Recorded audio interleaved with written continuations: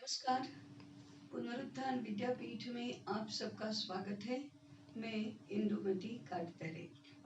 आइए गुरुकुल शुरू करें।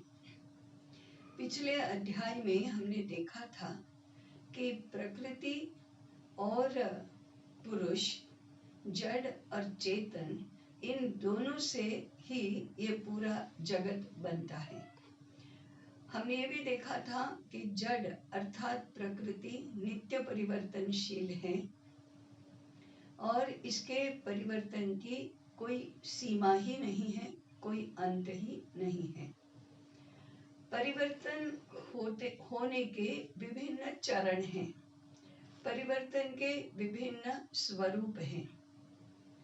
इन असंख्य स्वरूपों के कुछ मूल, कुछ महत्वपूर्ण ऐसे अंशों को अगर हम देखें तो पंच महाभूत और 3 गुण, ये इसके प्रमुख आयाम हैं।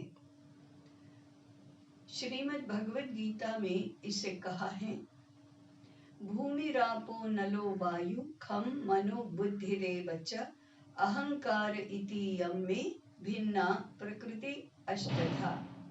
अर्थात भूमि, जल, तेज, वायु, आकाश, अहंकार, मन और बुद्धि, ये मेरी प्रकृति के 8 आयाम हैं।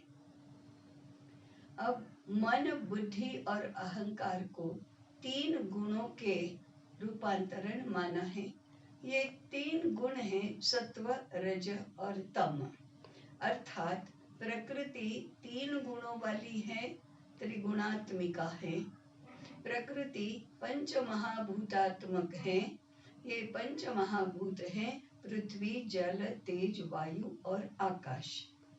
इन 3 गुणों और पंच महाभूतों के विभिन्न प्रकार के संयोजनों से जगत में दिखाई देने वाले, न दिखाई देने वाले, जिनको छुआ जा सकता है ऐसे, नहीं छुआ जा सकता है ऐसे, छोटे बड़े आकार वाले, विभिन्न स्वभाव वाले, विभिन्न व्यवहार वाले, ऐसे असंख्य पदार्थ बनते हैं। ये सारे पदार्थ, ये सारी सत्ताएं प्रकृति में ही रूपांतरण होकर बनती हैं। इन 8 का संयोजन हर पदार्थ में कम अधिक मात्रा में होता है, परंतु ये जड़ और चेतन भी मूल आत्म तत्व के अथवा मूल परमात्मा के ही 2 अंश बने हैं जगत का विस्तार होने के लिए। इसलिए फिर एक तात्विक सूत्र हम समझ ले तो मूल आत्म रूप जो अव्यक्त है, वह जब व्यक्त हुआ तब विश्व रूप बना। एक तरफ है आत्म रूप और दूसरी तरफ है विश्व रूप। आत्म रूप और विश्व रूप में कोई अंतर नहीं है, केवल एक व्यक्त है, दूसरा अव्यक्त है। व्यक्त है उसको जगत कहते हैं, अव्यक्त है उसको परमात्मा कहते हैं।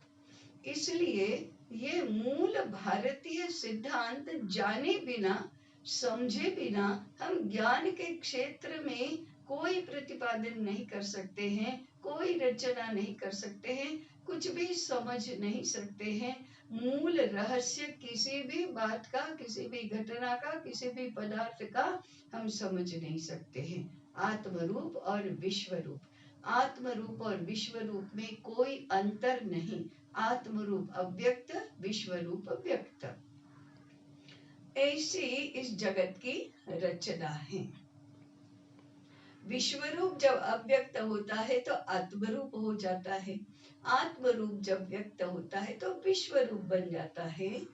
इस बात को असंख्य उदाहरणों से वेदों में, उपनिषदों में, पुराणों में, काव्यों में, साहित्य में, कथाओं में, रूपकों में समझाया गया है।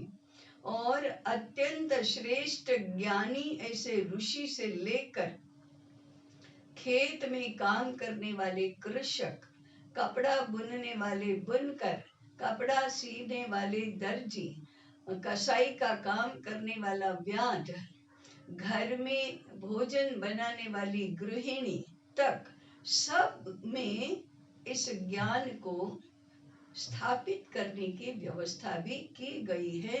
इस मूल सिद्धांत को व्यक्त करने के अनेक मार्ग हैं, इतने अनेक मार्ग कि कोई भी व्यक्ति इस ज्ञान से विमुख न रहे, इस ज्ञान से अनभिज्ञ न रहे।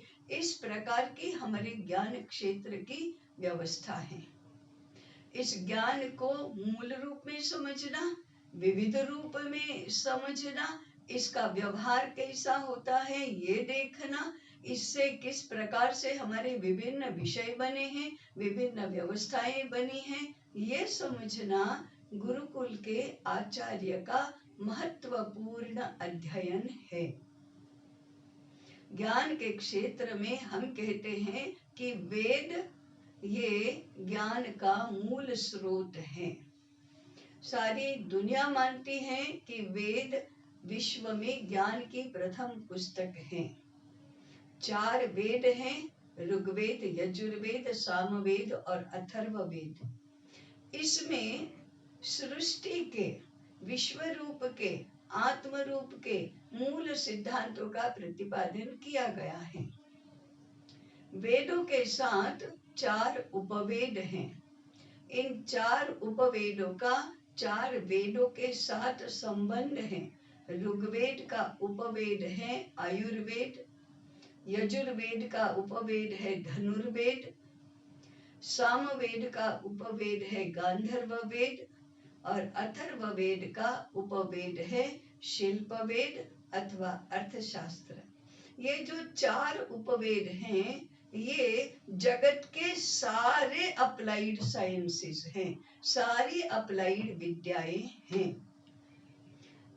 इन 4 वेदों और 4 उपवेदों के साथ साथ 6 वेदांग हैं, जो वेदों को जानने समझने के लिए आवश्यक हैं। ये 6 उपवेद हैं: शिक्षा, कल्प, व्याकरण, निरुक्त, छंद और ज्योतिष। शिक्षा का अर्थ है उच्चारण शास्त्र, व्याकरण का अर्थ है वाक्यों की रचना, कल्प का अर्थ है सारी जगत की भौतिक रचनाएं, व्याकरण निरुक्त का अर्थ है शब्दों की रचना और शब्दों की सृजन, ज्योतिष का अर्थ है ब्रह्मांड की गाणितिक रचना समझना। इन 6 वेदांगों की सहायता से ही वेदों को समझा जाता है। अब ये वेद, उपवेद और वेदांग मिलकर 14 विद्याएं हुई। उनको कहते हैं चतुर्दश विद्या स्थानम।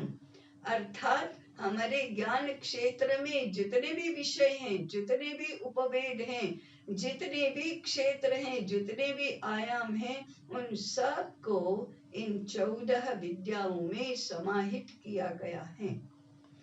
इनका ज्ञान होना, इनकी समझ होना, इनका सैद्धांतिक और व्यावहारिक रूप समझ लेना, आज के विभिन्न विषयों में ये किस प्रकार से प्रतिबिंबित होते हैं, ये जानना गुरुकुल के आचार्यों का अध्ययन क्षेत्र है।